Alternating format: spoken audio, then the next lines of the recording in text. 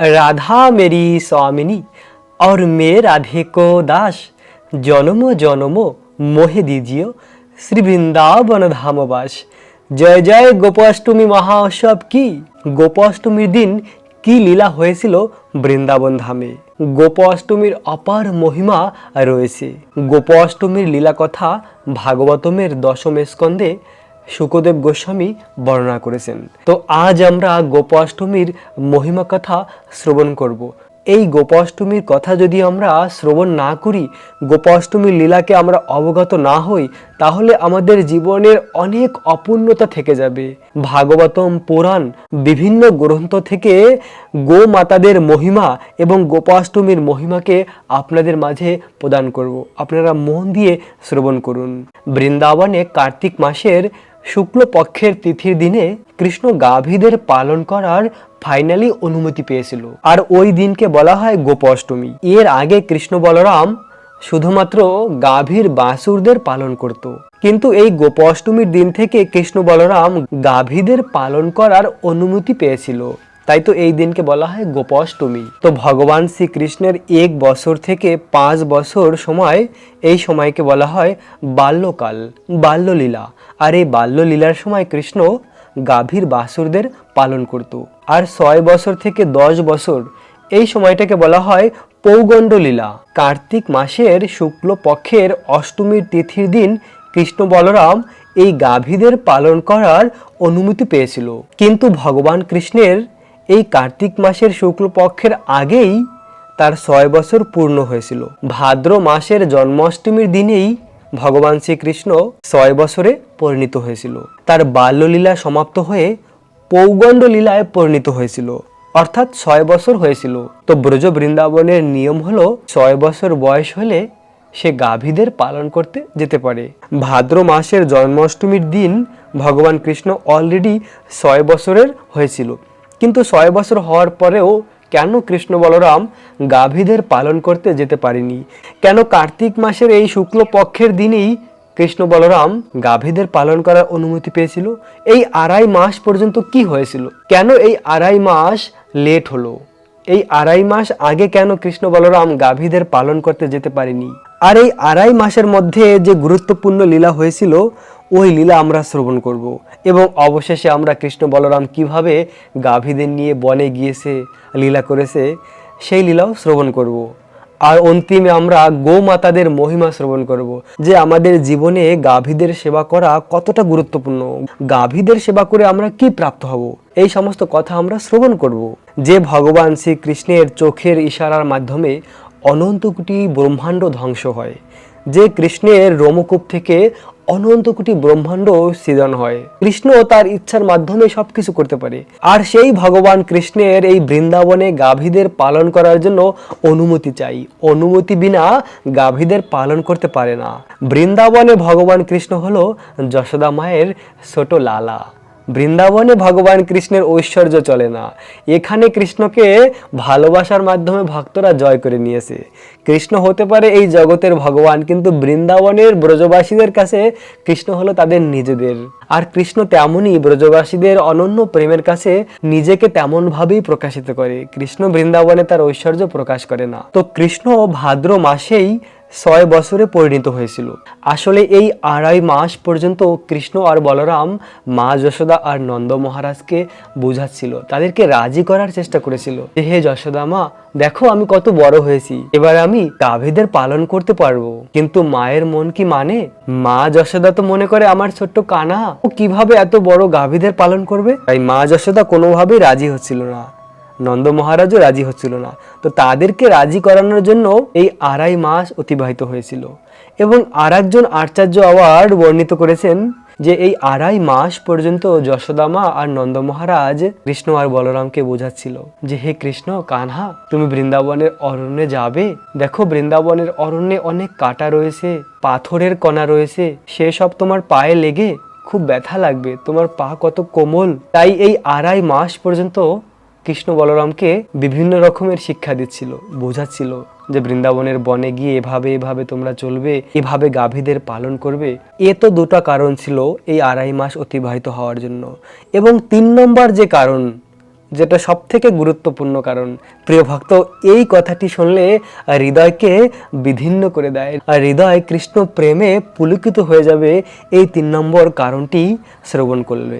যশোদামা তার লালা কৃষ্ণকে বলছিল, কৃষ্ণ তুমি বৃন্দাবনের বনে যাবে গাভীদের পালন করার জন্য, কিন্তু তুমি জুতা পরে যাও, তোমার চরণ খুব কোমল, তাই তো কৃষ্ণ তুমি জুতা পরে যাও, কেননা বৃন্দাবনের বনে অনেক কাঁটা পাথর রয়েছে, তাই তুমি জুতা না পরে যেতে পারবে না। কিন্তু শ্যামসুন্দর কৃষ্ণকে কোনোভাবেই রাজি করাতে পারছিল না। মা, আমি জুতা পরবো না, কেননা আমি হলাম গোপাল, আমি হলাম গাভীদের পালক, গাভীরা হলো আমাদের প্রভু, তাই আমি কি করে জুতা পরতে পারি, আমি জুতা পরবো না। তো কৃষ্ণকে কোনোভাবেই রাজি করাতে পারছিল না মা যশোদা। তখন কৃষ্ণ বলল নন্দ মহারাজকে যে তুমি যদি আমার এই নবলক্ষ গাভীকে জুতা দিতে পারো তাহলে আমি জুতা পরবো, না হলে আমি পরবো না। তো নবলক্ষ গাভীকে জুতা দেওয়া তো সম্ভব নয়। তো এভাবে এই 2.5 মাস পর্যন্ত যশোদামা আর নন্দ মহারাজ কৃষ্ণ বলরামকে বোঝাচ্ছিল তোমরা জুতা পরে যাও, জুতা পরে যাও। কৃষ্ণ বলে না, জুতা পরবো না, পরবো না। এভাবে কৃষ্ণ যশোদা মায়ের মধ্যে এই কথা হচ্ছিল, আর এই কথাগুলি গোশালায় পৌঁছে গিয়েছিল গাভীদের কর্ণে। আর গাভীরা যখন শুনেছে কৃষ্ণ জুতা পরে যাবে না বৃন্দাবনের বনে, গাভীরা খুব কষ্ট পেয়েছিল। গাভীরা কৃষ্ণকে খুব ভালোবাসে, গাভীদের প্রাণ স্বরূপ হলো কৃষ্ণ। কৃষ্ণ বিনা গাভীরা কিছুই বোঝে না। আর গাভীরা যখন শুনেছে এভাবে কৃষ্ণ খালি পায়ে যাবে, গাভীদের গলায় দড়ি দিয়ে বাঁধা ছিল, আর সমস্ত নবলক্ষ গাভী সেই দড়িকে ছিঁড়ে বৃন্দাবনের বনে চলে গিয়েছে। বৃন্দাবনের বনে গিয়ে যত বৃন্দাবনের কাটা পাথরের টুকরা ছিল সমস্ত কিছু তাদের পা দিয়ে তারা একদম রজ বানিয়েছে, বৃন্দাবনের সফট ব্রজ রজ বানিয়েছে।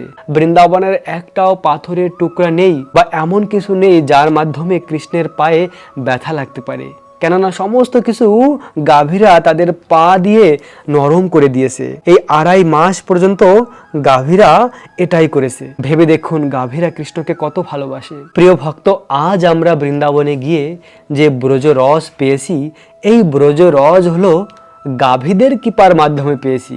গাভীরা এভাবে বৃন্দাবনের এই ব্রজ রসকে বানিয়ে দিয়েছিল, বৃন্দাবনের মাটিকে সফট বানিয়েছে গাভীরা, আর ওই মাটির উপরে চরণ রেখেছিল শ্যামসুন্দর কৃষ্ণ, কৃষ্ণের সখারা এবং ব্রজ গোপিকারা। আর সেই কৃষ্ণের সখা, কৃষ্ণ, ব্রজ গোপিকা, তাদের চরণ ধুলি হলো ব্রজ রজ।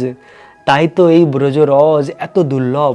মুক্তি দেবীও একবার গোপালকে বলেছিল, হে গোপাল, আমার মুক্তি কিভাবে হবে? তখন গোপাল কৃষ্ণ বলল, তুমি ব্রজরস তোমার মাথায় লাগাও, এই ব্রজরস যদি তুমি মাথায় লাগাও তাহলে তোমারও মুক্তি হয়ে যাবে। মুক্তি দেবীকেও মুক্তি প্রদান করতে পারে। এমনকি এই ব্রজরস কৃষ্ণ প্রেম দান করে। মায়াপুর ধামে ভগবানের কৃপা কোথায় রয়েছে? যদি আমরা বিচার করি, মায়াপুর ধামে ভগবানের কৃপা রয়েছে হরি নামের মধ্যে। জগন্নাথপুরী ধামে ভগবানের কৃপা কোথায় রয়েছে? জগন্নাথপুরী ধামে ভগবানের কৃপা রয়েছে মহাপ্রসাদের মধ্যে। মহাপ্রসাদ আস্বাদন করার মাধ্যমে জগন্নাথ ধামের কৃপা আমরা প্রাপ্ত হতে পারি। এই বৃন্দাবন ধামের কৃপা কোথায় রয়েছে? বৃন্দাবন ধামের কৃপা রয়েছে বৃন্দাবনের এই ব্রজ রজের মধ্যে। এই ব্রজ রজেই রয়েছে বৃন্দাবনের কৃপা, কেননা এই ব্রজ রজ অতি দুর্লভ। এই ব্রজ রজ গোমাতাদের মাধ্যমে আমরা পেয়েছি। তো এভাবে নন্দ মহারাজের নবলক্ষ গাভীরা বৃন্দাবনের সমস্ত মাটি বালুর কণাকে নরম করে দিয়েছে। আর কার্তিক মাসের শুক্লপক্ষের এই অষ্টমীর তিথির দিন ভগবান শ্রীকৃষ্ণ ফাইনালি গাভীদের পালন করার অনুমতি পেয়েছিল। তাই এই দিনকে বলা হয় গোপাষ্টমী। আর এই গোপাষ্টমীর দিন শ্যামসুন্দর কৃষ্ণ এই নবলক্ষ গাভীদের নিয়ে বৃন্দাবনের বনে গিয়েছিল গোচরণ লীলা করার জন্য। এর আগে কৃষ্ণ গাভীদের বাছুরদের পালন করত। এই প্রথমবার কৃষ্ণ গাভীদের পালন করার অনুমতি পেয়েছিল। আর বৃন্দাবনের নন্দগ্রামের এই টের কদম থেকেই শ্যামসুন্দর কৃষ্ণ এই গাভীদের পালন করা শুরু করেছিল। প্রথম দিন কৃষ্ণ যখন গাভীদের পালন করা শুরু করেছিল ওই দিন ছিল অষ্টমীর তিথি, কার্তিক মাস। আর ওই দিনকে বলা হয় গোপাষ্টমীর দিন। আর গোপাষ্টমীর তিথি এই স্থান থেকেই শুরু হয়েছিল, বৃন্দাবনের এই টের কদম থেকে। প্রিয় ভক্ত, এই টের কদমের এই স্থানে বৃহৎ একটি কদম গাছ ছিল, আর ওই কদম গাছে উঠে শ্যামসুন্দর কৃষ্ণ বাঁশি বাজিয়েছিল। সমস্ত গাভীরা এসে এই স্থানে পৌঁছেছিল, আর সেই গাভীদের নিয়ে কৃষ্ণ বৃন্দাবনের বনে গিয়েছিল। বৃন্দাবনের বন যেন ধন্য হয়েছিল, আনন্দময় হয়ে উঠেছিল। বৃন্দাবনের সমস্ত বন, পশু পাখি যেন আনন্দে নৃত্য করছিল, কেননা কৃষ্ণ এসেছে। এর আগে কৃষ্ণ বৃন্দাবনের গভীর বনে প্রবেশ করত না, এইবার কৃষ্ণ পৌগণ্ড লীলায় প্রবেশ করেছে। আহা, বৃন্দাবন যেন আনন্দে উৎফুল্লিত হয়েছে। সহস্র সহস্র লক্ষ্মী যে ভগবান শ্রীকৃষ্ণের পদসেবা করে, সেই কৃষ্ণ গাভীদের পালন করে। ভেবে দেখুন, এই সংসারে সব থেকে ধনী ব্যক্তি, আর সেই কৃষ্ণের কি কাজ? না গাভীদের পালন করা। গাভীদের পালন করাই কৃষ্ণের কাজ। তাই তো কৃষ্ণকে বলা হয় নমো ব্রাহ্মণ্য দেবায় গো ব্রাহ্মণ্য হিতায় চ জগদিত্যায় কৃষ্ণায় গোবিন্দায় নমো নমঃ। কৃষ্ণ ব্রাহ্মণ আর গাভীদের আনন্দ প্রদান করে। কৃষ্ণ অনন্ত কোটি ব্রহ্মাণ্ডের মালিক হওয়া সত্ত্বেও কৃষ্ণ গাভীদের পালন করে, গাভীদের আনন্দ প্রদান করে। এটাই হলো কৃষ্ণের মাধুর্যমণ্ডিত লীলা। যেমন ভাবে ভগবান কৃষ্ণ আর গাভীদের কখনো আলাদা করা যায় না, তেমনি ভগবান শ্রীকৃষ্ণের ভক্তি আর গাভীদের সেবা কখনো আলাদা করা যায় না। আমাদের ভক্তি আর গাভীর সেবা কখনো আলাদা করা যায় না। কৃষ্ণ আর গাভীকে তেমনি কখনো আলাদা করা যায় না।